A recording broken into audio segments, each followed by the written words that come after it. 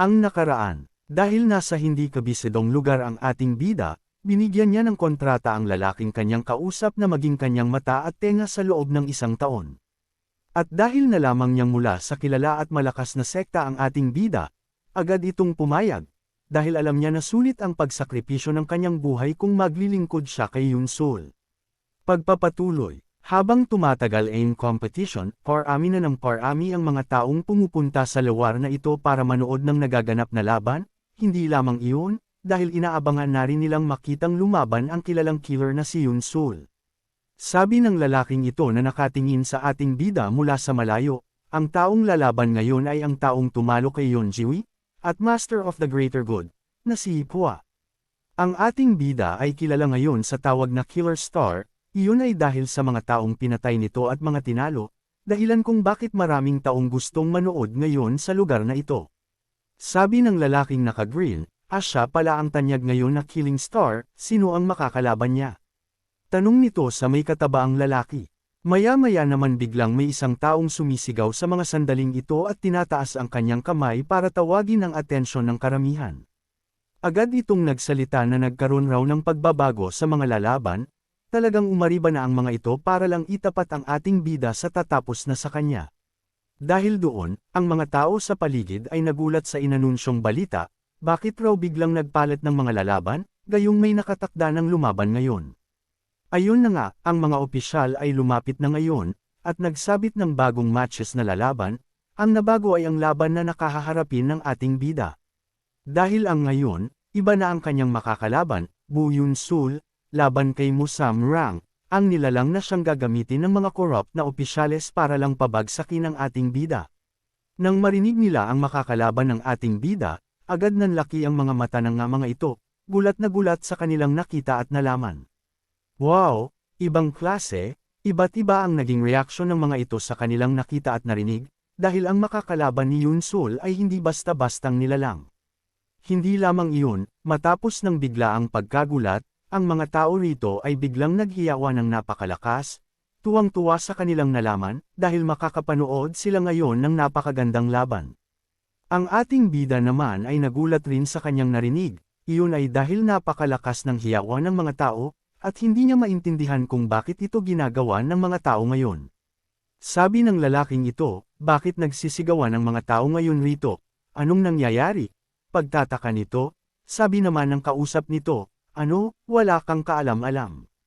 Nakangiting sabi nito, sabi pa ng kausap nito, 5 minuto, iyon lang ang kailangan para matalo ni Musam Rang ang kanyang kalaban, ganun kalakas ang makakalaban ni Bu Yun-sul. Dito ay may humakbang na paakyat ng entablado, na ang mga tao ay talagang sabik na sabik ng makapanood ng magandang laban, iyon ay dahil ang tanyag na Killing Star, laban sa napakalakas na kalaban na 5 minuto lang ay natatalo na ang kanyang kalaban, napakagandang laban raw ito. Kaya lang ang lalaking naka-green ay nagtataka talaga ngayon, maganda raw na maganda ang magaganap na laban, pero tama ba raw na biglang baguhin ang takbo ng laban ng ganitong paraan? Sabi ng lalaki mali raw ang ginawang pagbabago sa laban, pero basta raw magiging maganda ang laban, wala na raw pakialam ron ang mga tao, na ngayon nga ay naririto na si Musam Rang sa entablado na makakaharap ng ating bida. Ito ang nilalang na madalas manood sa lahat ng mga laban ng ating bida. Napakatindi ng sigawan ng mga tao sa paligid, halos lahat ay isinisigaw ang pangalan ni Musam Rang, na walang maririnig. Na tumatawag sa pangalan ng ating bida, kaya lang ang itsura talaga ng isang ito ay pamilyar. Sa harapan ni Musam Rang, ay nakatayo rin ang ating bida, napakakalmado lang, walang pakialam sa ingay o pressure ng mga tao sa paligid. Dito ay nakatingin lamang ang ating bida sa kanyang makakalaban sa mga sandaling ito, lumilipad ang isip sa kung sino ang kanyang makakalaban ngayon. Mga sandali bago nagsimula ang laban, dito ay may inilatag na 3 kalotes ang tauhan ng ating bida. Sabi nito, ang lahat ng ito ay mga impormasyon ng lahat mga kalahok sa paliksahang nagaganap.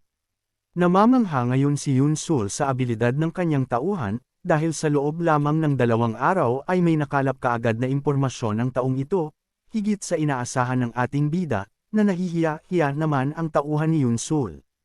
Habang tinitignan ng ating bida ang mga impormasyon, natanong ito kung may mga nilalang ba na dapat mabahala ang ating bida, na sumagot ang kausap nito na may dalawa raw sa mga kalahok na dapat maging maingat si Yun Sul. Nagpatuloy ang kausap ng ating bida, una raw ay si Yang Myung, kilalang kilala ang taong ito na napakalakas talaga, at napakaraming impormasyon ang nakakalat para sa taong ito, kaya hindi mahihirapan ang ating bida na mapag-aralan ito. Kaya lang may isa pang dapat paghandaan si Yun Sul, at ito ay Sumo Samrang. Ang nilalang na ito ay isang lihim na martial artist, na dito lamang nagpakita sa kompetisyon na ito tulad ng ating bida. Kaya rito sabi ng isang ito, wala siyang makuhang sapat na impormasyon patungkol kay Musamrang, dahil napakalihim ng pagkatao ng makakalaban ng ating bida.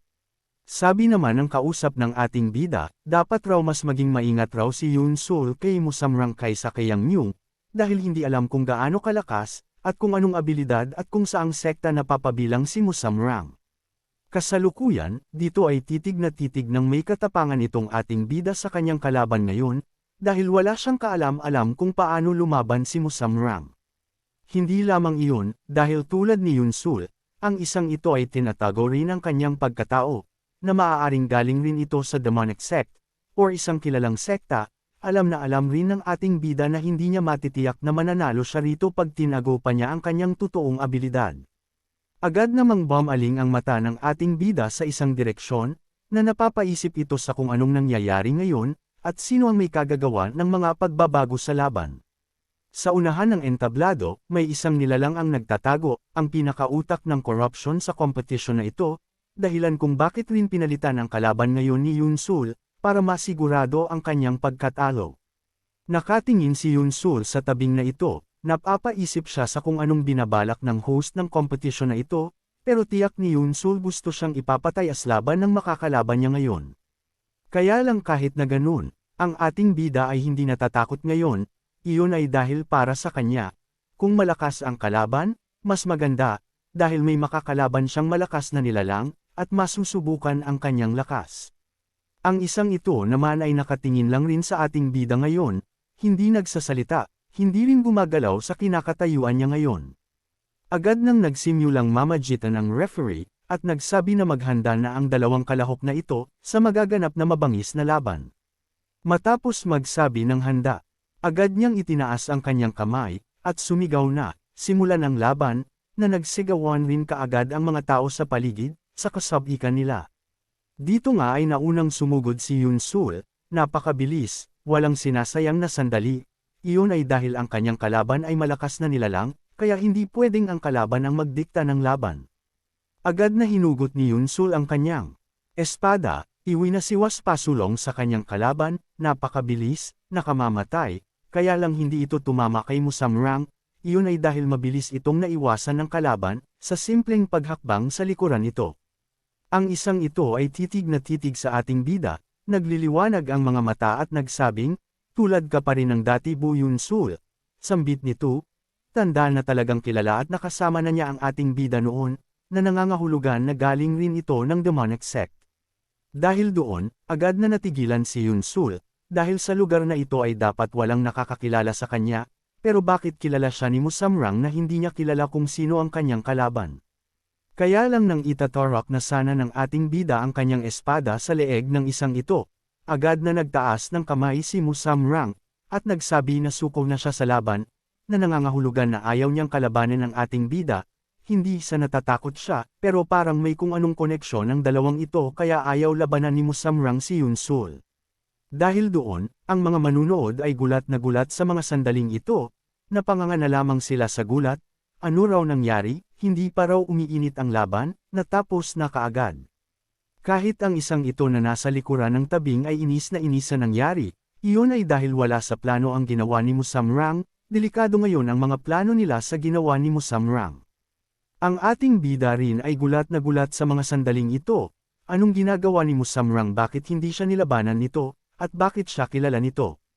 Agad na natigil ang labanan na nagaganap sa entablado, nakataas pa rin ang kamay ni Musamrang, na si Yun Sul ay hindi rin gumagalaw sa pwesto niya, na ang mga tao sa paligid ay natahimik rin sa kakaibang pangyayari, na ang malakas na si Musamrang ay agad na sumuko.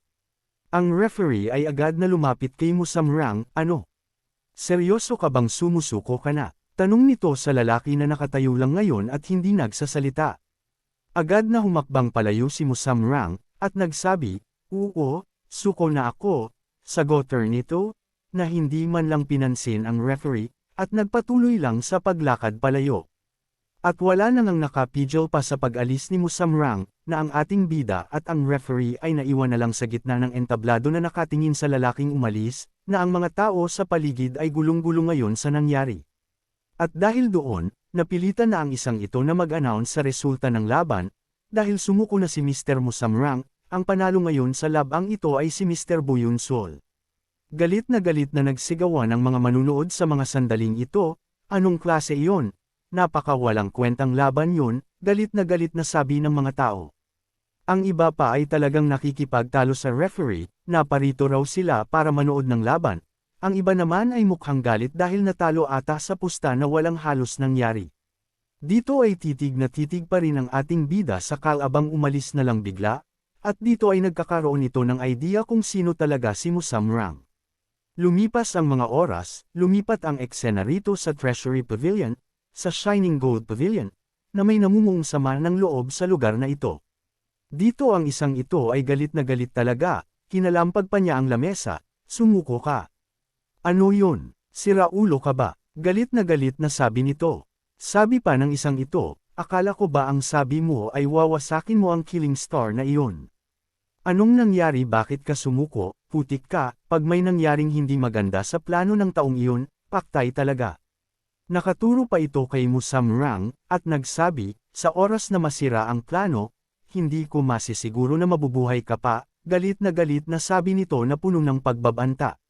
Sumagot naman itong si Musamrang, "Nasa competition rin naman siya, kahit sino pa ang manalo, siya pa rin naman ang makakakuha ng Divine Serpent Sword, walang magbabago sa plano ninyo dahil lang sa wala na ako sa competition," sagot nito.